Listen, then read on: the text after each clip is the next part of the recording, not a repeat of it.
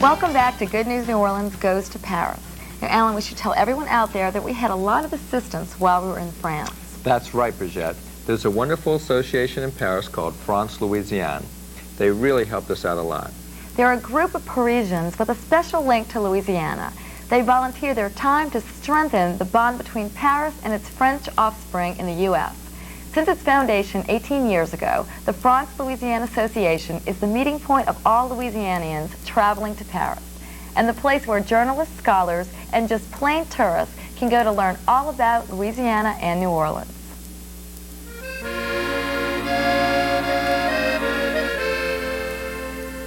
What do you think are some of the most interesting things to teach the French about New Orleans? Well, to try to clue them in a bit to their history, which they've completely forgotten. I mean, their colonial history for them is something that's definitely of the past, unlike for the British. So it comes as an awakening, and many of them get interested in Louisiana history or traditions or literature, folklore, and come to see our friends at France-Louisiana to find ways to study in the States, study in Louisiana, be assistants in an American high school, something of that sort. I've never been to Paris before. It's beautiful, and you know, I see so many similarities between the two cities.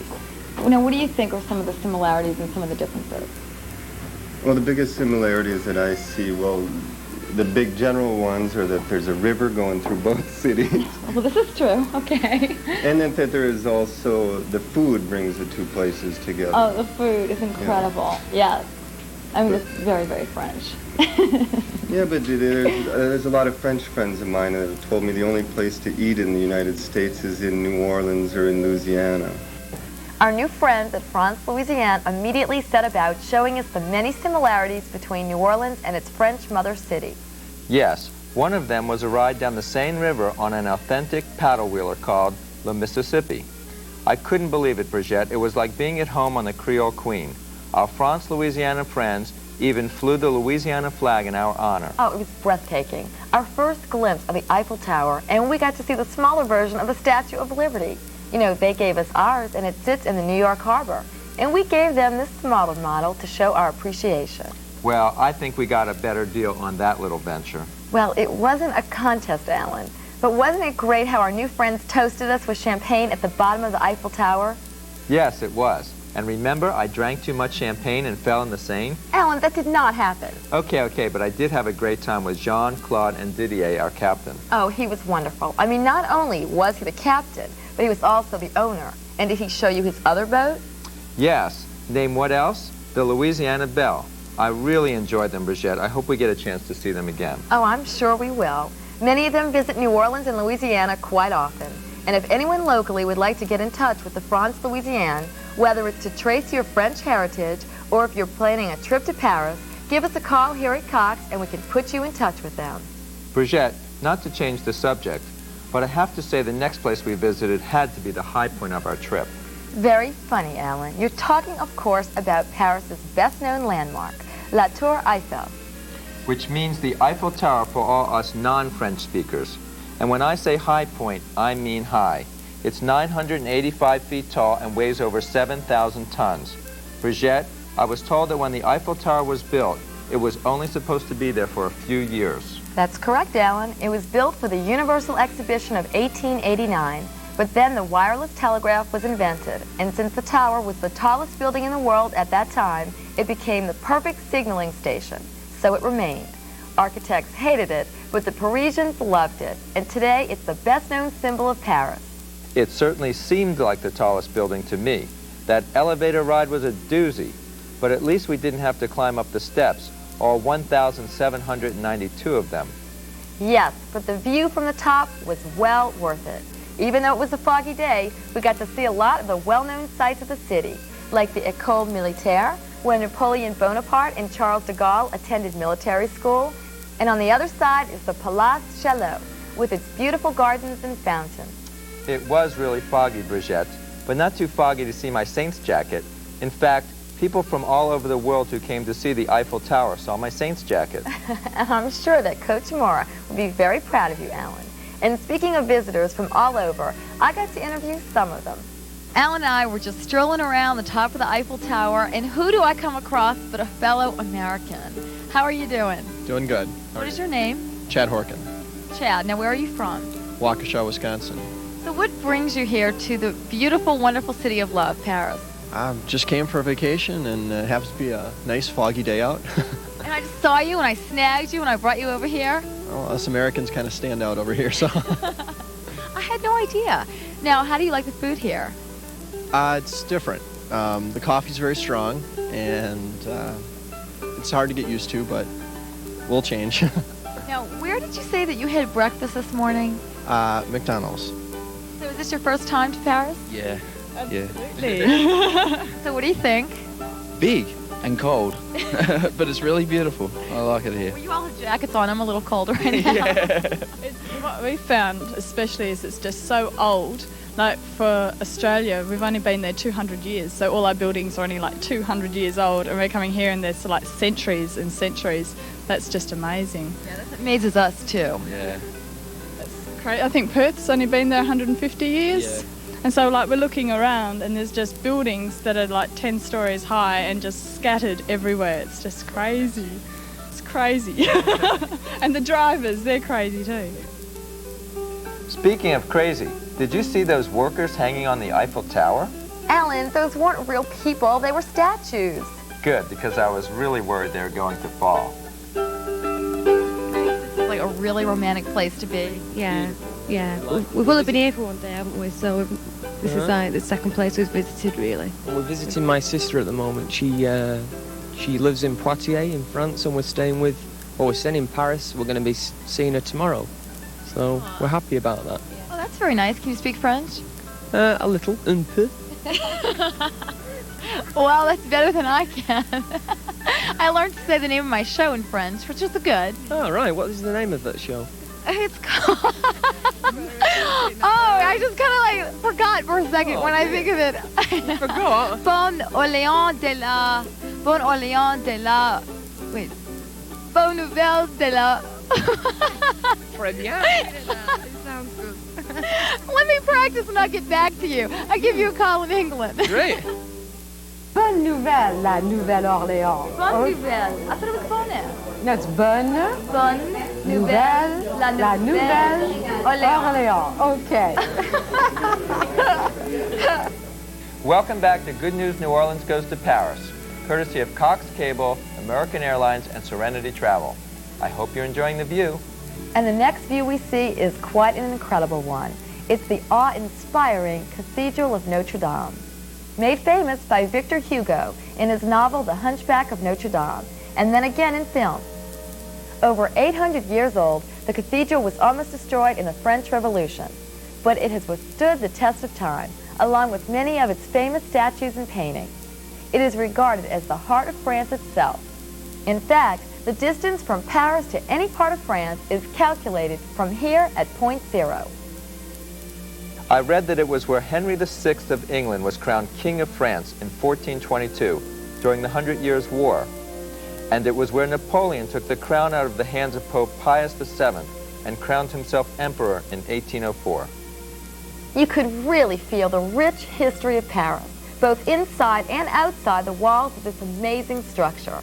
The details on the outside of the building, those gorgeous old stained glass windows, hundreds of people lighting candles for loved ones, it truly took my breath away. Well, my favorites were the gargoyles. They reminded me of my high school science teacher, and I really thought Quasimodo was going to jump out at any minute. That huge ancient pipe organ. Did you see those cobwebs on the chandeliers? Alan, you noticed the strangest things. Well, I noticed you were really into the birds in the area, Brigitte. What's up with that? Well, that whole part of the city, Notre Dame, Faubourg Saint-Germain, it was all so picturesque. The little markets, the quaint little shops, the truly amazing artists and performers along the Seine River. Remember those roller skaters who showed off for our cameras? I just love that whole area. I certainly felt right at home. What with seeing Hotel Dieu around there, and of course, the towing zone really made me think of the French Quarter. In fact, I liked Saint-Germain so much, I decided to stay there while you and the rest of the crew went on to eat. Oh yeah, that's right. You missed a great meal though, at a restaurant that members of the France-Louisiana lined up for us. In fact, it may sound a bit familiar, Alan. It was La Louisiane. They even had jambalaya on the menu and a real Dixieland jazz band playing upstairs. All the crew, Robin and Kathy, our producers, John, our production assistant, and our friend Kathleen from England all really enjoyed it. I got a chance to talk to one of the owners whose English was just a little bit better than my French.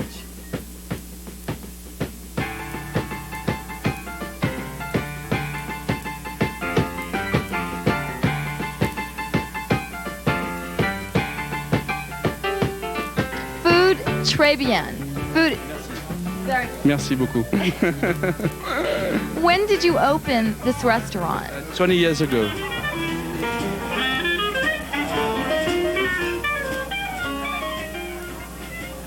It's a traditional music of the Louisiana and middle jazz of Paris. And it's a, je sais pas comment dire. Is it very popular? Yeah, very popular, yeah.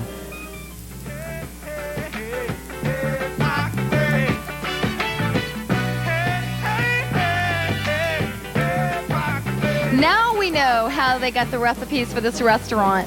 I mean, we have cookbook here, we have, oh my goodness, Art of Cajun Cooking and 2 Easy Steps. I mean, this is better than I can do. I mean, one after another. Now I know how they figured out all these great recipes. Jambalaya. Oh, très bien. Crab meat imperial. And, can you wait? Frogs. Qu'est-ce qu'on a d'autre encore? Shrimp bay. Crawfish. Yeah. Crawfish à l'étouffée, voilà. Crawfish à l'étouffée. Oh, I love crawfish. Do you eat raw, the crawfish? I'm a fat man. I'm a fat man. No, so do you suck the heads? Do you suck the heads? Yeah. Yes.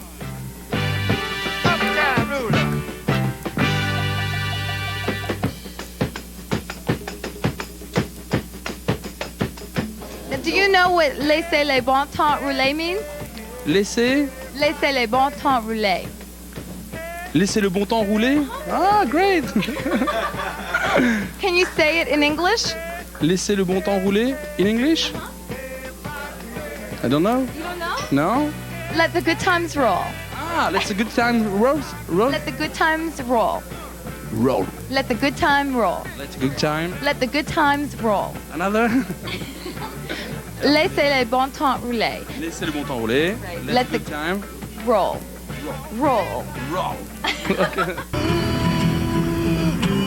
I know she gave me all that she wore. And now my bitter hands shake beneath the cloud of what was everything.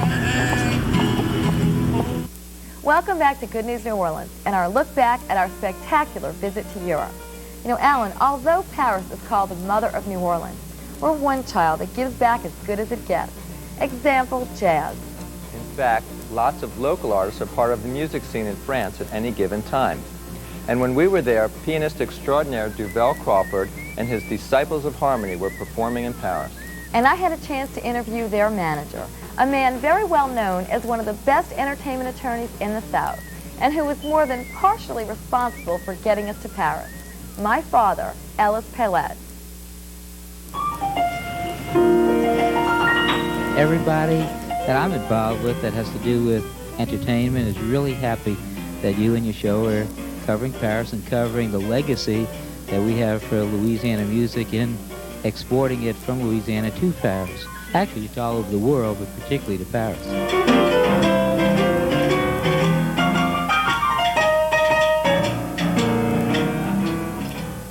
I've got one entertainer that I represent by the name of Duval Crawford, who is performing at the Meridian Hotel.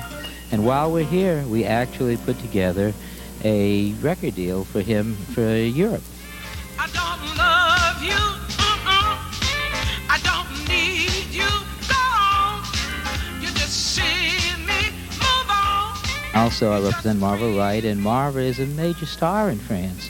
And we're working on some additional record distribution for her in Paris. And another artist, C.J. Chenier, is going to be in Paris in June the 10th. And we're working on a distribution of his new record that he's just finished. That'll be distributed in Paris coming around March, April this year, and will be part of the tour he'll be doing in June. So it's quite a lot of Louisiana talent that is in France, and just a whole lot more. While I was here, I went to see a show that Lenny McDaniels, who's from New Orleans, was performing in with Paul Poussin, who's a major French artist here, and they coupled them together. Brigitte, I really want to thank your dad for getting us accommodations in Paris and for lining up so many interviews. Well, Alan, he is a pretty great guy. In fact, he helped us line up our next adventure. In fact, I think this next stop will get all sorts of reactions from people, but we had a blast. We hopped on the RER, that's Rapid Transit System, and in 30 minutes we were right in the heart of the Magic Kingdom, European style. It was like being a kid all over again, and fortunately for us, it was all decorated up for Christmas, complete with spectacular lights and a parade with jolly old St. Nick. And Alan, I'd like to dispel the American rumor that not many people go to Euro Disney, soon to be renamed Disneyland Paris, by the way. As you can see, hundreds of children of all ages were having a great time. I even thought that Disneyland Paris was prettier than the Disney parks here at home. And speaking of home, it should have been named New Orleans Day when we were there. Not only did our crew, your girlfriend Lynn, and my dad go, but DeVell Crawford and his band also went along. Plus, we caught up with a hometown boy who's now top dog at Disneyland Paris, Stephen Juge. Maybe you should say top mouse. Maybe.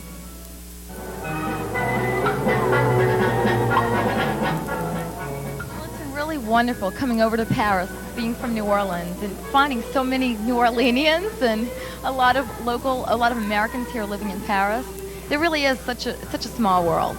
It is, and there's actually an American community here of some size, because the idea of sort of being an American in Paris and falling in love with a place does come easily to some. One of the things to bear in mind is that Mickey Mouse and the culture of Disney is not just American. It really is universal and even European. A lot of the great Disney stories, like Snow White is originally a German story. Cinderella, Cendrillon, is originally a French story. The Little Mermaid is originally a story from Denmark. So a lot of the great stories in the Disney tradition and in the Disney theme park attractions actually come from Europe. So in some respects, to have Disneyland Paris in France is a perfectly logical evolution of the Disney tradition, whereby certain of the great fairy tale stories of the Disney repertoire come back to the land of their origins. This is rather different than the Disney World and the Disneyland that we're used to in the United States. Yes, well, thank you. Yes, it is quite different in many respects. Obviously, it's based on the original designs and ideas that Walt Disney had in mind when he created Disneyland in the 1950s. But as you can imagine, some of the attractions were developed with a European taste and European views in mind. And in fact, this part of the park, which is called Discoveryland, is based in large part on the works of Jules Verne. I have really had so much fun being here today with you, Stephen. I've really enjoyed it. And next time I'm here, I'm serious. You and we ride on this Space Mountain. Well, thank you for coming, and if you'll ride it, I will. Okay, sounds good. Did you by any chance see where Alan went? I think he went over that way, going toward some of the attractions.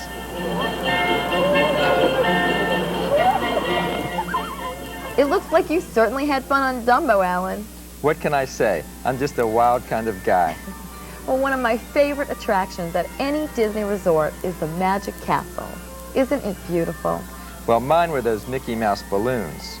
Well, when we strolled through Adventureland and Frontierland, we got to check out the Pirates of the Caribbean and the Psycho Mansion, another one of my favorites. Other than Dumbo, I think Thunder Mountain might have been my pick. Oh, I figured you liked the street musicians best. I'm sure you were their favorite guest. Well, you know people from New Orleans love to dance. Hey, did you see when one of our producers, Robin, attempted her hand at pulling Excalibur out of the stone? Uh-huh, about as successful as you dancing. Anyway, it might not have been the historic Paris most people think about, but it was definitely worth the trip. Well, we certainly enjoyed it. Then it was back on the RER, and then on the Metro, Paris's subway system. And I'll be the first to admit we definitely had our problems figuring out where we were and where we were supposed to be. You speaking? I don't speak English. I don't speak English. Okay, that's good. Yeah, but not very nice English, just a little bit, yes? You speak very good English. Oh, my mamma mia. What do you like to sing? That is my best friend. You're his best friend? Does he? Yes, of course, yes. Oh, you're his good friend. Yes. Two handsome French men. What more can you ask for? You like me? Oh, yes. How do you say that? Are you free in the night? I like to go to a discotheque if you want to go with me. Discotheque? Yes, you know. And we dance? Yeah, dancing. I like to move it. I want to move it. Yes, and Sing some more. You sing good. I like sing in Arabic. Very nice. You can't sing. Yes. Sing.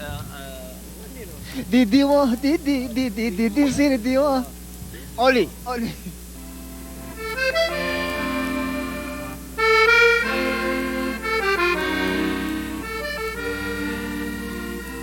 We're back and feeling very Parisian. I think some of us are even starting to look European. Brigitte, the day we walked to the Louvre along the banks of the Seine River, I think that was when I really fell in love with the city. Then to see the Louvre for the first time, that was really something. I never dreamed it would be so huge.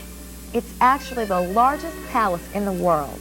Before it became a museum, French royalty from Louis XIV to Catherine de' Medici to Napoleon II lived there. However, now we know it is the most famous art museum in the world, housing a collection of over 300,000 works of art, including Da Vinci's Mona Lisa and the Venus de Milo. The latest addition to the museum could also be considered a work of art in its own right, the 71-foot-high glass pyramid in the courtyard that opened in 1990. And after our unforgettable visit to the Louvre, we were off to the posh area of Neuilly, in the outskirts of Paris, to meet an extremely charming lady from Louisiana. Her name is Melissa Guibe. She's a native of Baton Rouge who now resides in Paris and who happens to be a member of what else? France-Louisiana. She, along with her husband, own the largest television station in France, TF1. She is considered a goodwill ambassador to France of her native Louisiana, and we could certainly see why. My husband's family has a large industrial construction company, and they do lots of other things in France as well, but it's an international company. And about 7 years ago, they bought the first television channel in France, which is called TF1. And it's, I think it's the largest television channel in Europe. When I first arrived in Europe, there was no television until noon. You would get up in the morning, you wouldn't have anything to do, you would turn the television on and it would just be nothing. They would tell you the news for the day, the weather for the day, and I thought, oh my goodness, you know, I'm living in medieval times. And in the last, since TF1 was what they call privatized, they allowed people to buy what was a government-owned company, which my husband did. It's completely changed the whole market. Now we have 5 television channels in France, large ones. Well, you're very charming and very beautiful. I can see why you were a model. Oh, come on, aren't you nice? You're really nice. Thank you. And I'm very happy to have you on the TV show. Well, it's my pleasure. Thank you very much. When I come to New Orleans, I'll come and see you. Sounds great. It was really great meeting her, and what a beautiful home. I mean mansion. And wasn't it neat how she could switch from flawless French to English with a Southern accent with no trouble at all? I couldn't believe it. And I thought her children were adorable. Didn't you think her oldest son looked just like Macaulay Culkin? He most certainly did. And a lot of people like kind of mimic the Americans, or we kind of mimic the French. Right. So in England, do you sit around and like mimic an American accent? I can't say we do a lot. I've had to do it in the past, but it hasn't gone down too well. So I don't. We tend to stick to the French, you know, people who are our neighbours and stuff. Although we do have the kind of impression of, I mean, people do try to, you know, kind of impressions of the Americans and very sort of yee-haw and over the top and, you know, really quite gross.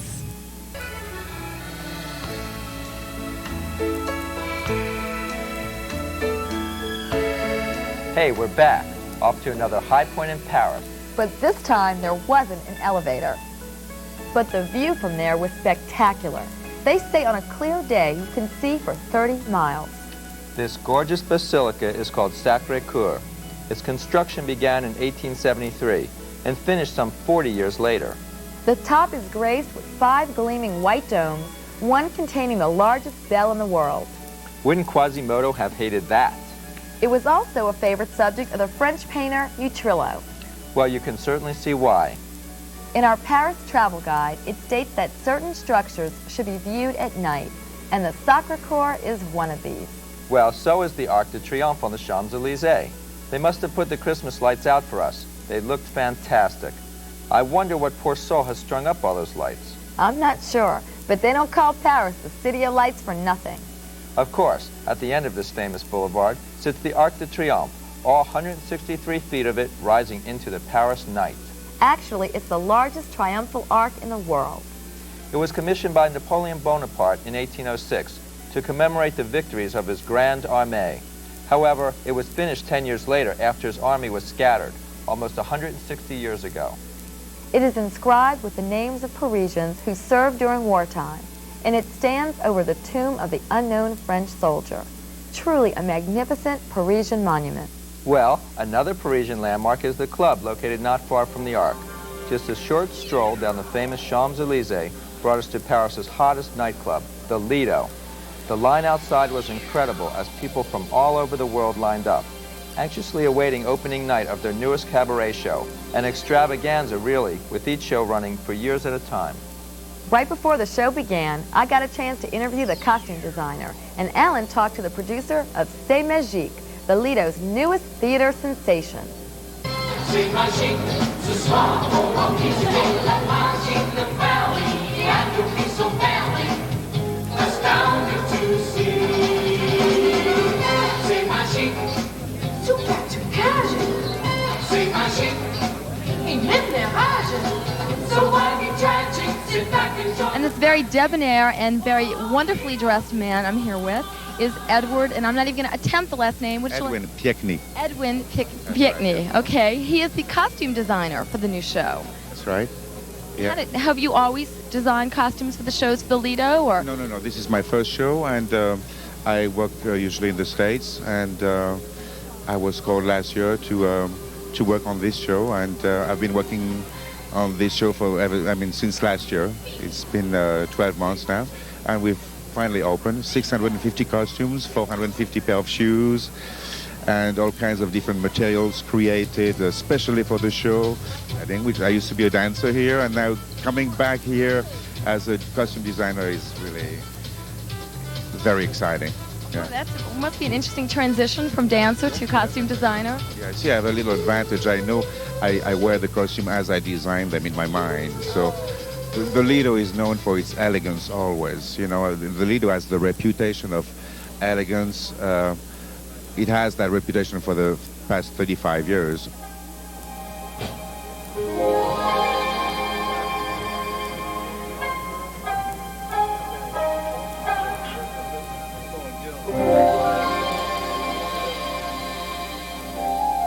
This is Mr. Bob Turk from California.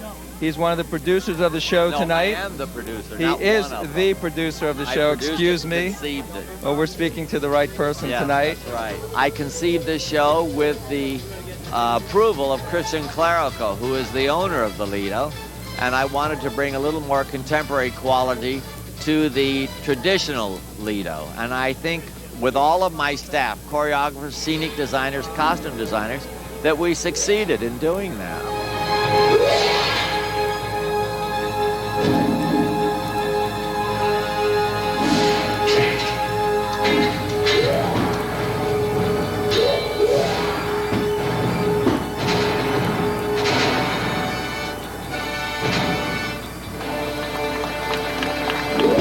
And I also, in the States, I produced the Ice Capades for 23 years, the big touring ice show. That's fantastic. We all love the Ice Capades. Yeah, and I came back here because Christian called me and asked me if I'd come back. I retired, actually, and moved to Palm Springs. And I started going to college, and he called me and said, would you think about coming back and doing another show for the Lido? I said, great. And here I am, alive, happy, and well, and working in Paris.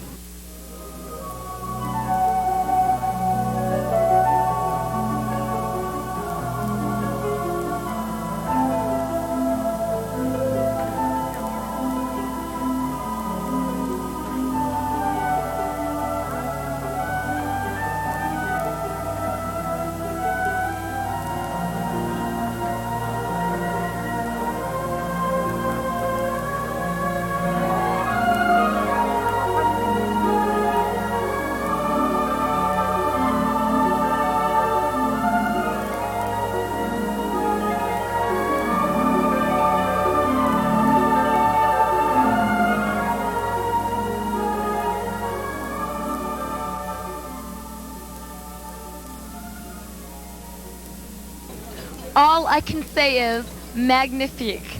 I mean, I'm speechless. I'm blown away. That was the most magnificent show I've ever seen. Thank you very much. And you are the set designer.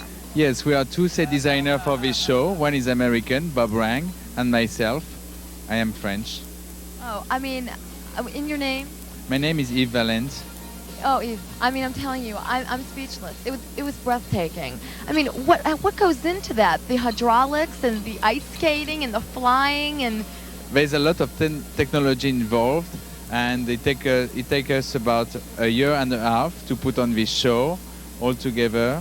With half of the crew is American, half of the crew is French, and we work in a collaboration, sending a lot of faxes, a lot of telephone calls, and also a lot of travel. And after 1 year and a half, it's a real pleasure for us to see our dream become true.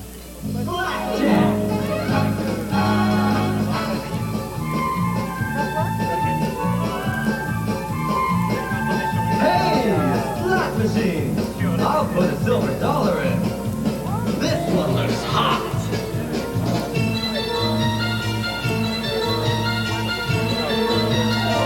Jackpot! Ellen, what do you think? Wonderful, wonderful, wonderful. All I can say is, you know, Good News New Orleans was here. We took you to the Lido in Paris grand opening. You have to come here. And you've been to the Lido before? Yes, before. 5 years ago, yes. Do you have any friends who are in the show? No. How did you get here tonight? This is by special invitation? Yes, I've got an invitation because I work for a club de loisirs. Club de loisirs? De loisirs, yes.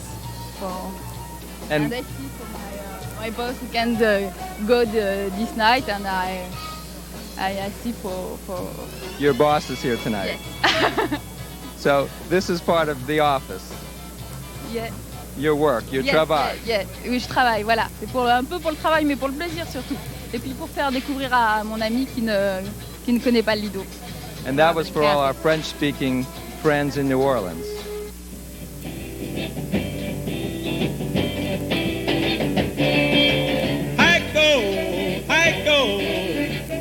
Aiko hande, Giacomo filo handande, Giacomo finande.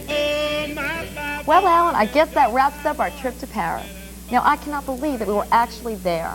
Well, I can remember our 11-hour plane ride. That's certainly one big pond to cross. And we certainly have to thank all of the sponsors that made it all possible for assisting the March of Dimes in its fight against birth defects. And we'd also like to acknowledge American Airlines, Serenity Travel, Cox Cable, and of course, Alan, the friendly foot doctor. It was a pleasure, Brigitte, and once again, I'm proud to have helped with the worthy cause as the March of Dimes. And I'm thrilled to have been able to be your co-host in Paris. So when are we going on our next trip?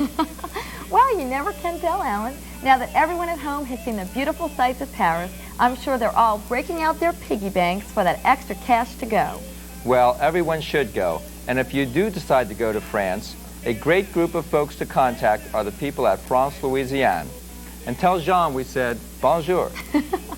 As our final farewell to Paris, we'll leave you with snapshots of some of our favorite moments and places. Je m'appelle Brigitte Pailet. Je m'appelle Alan Freiberg. And au revoir. Au revoir. Talking about head now, Aiko hande, Giacomo filo handande, Giacomo finande.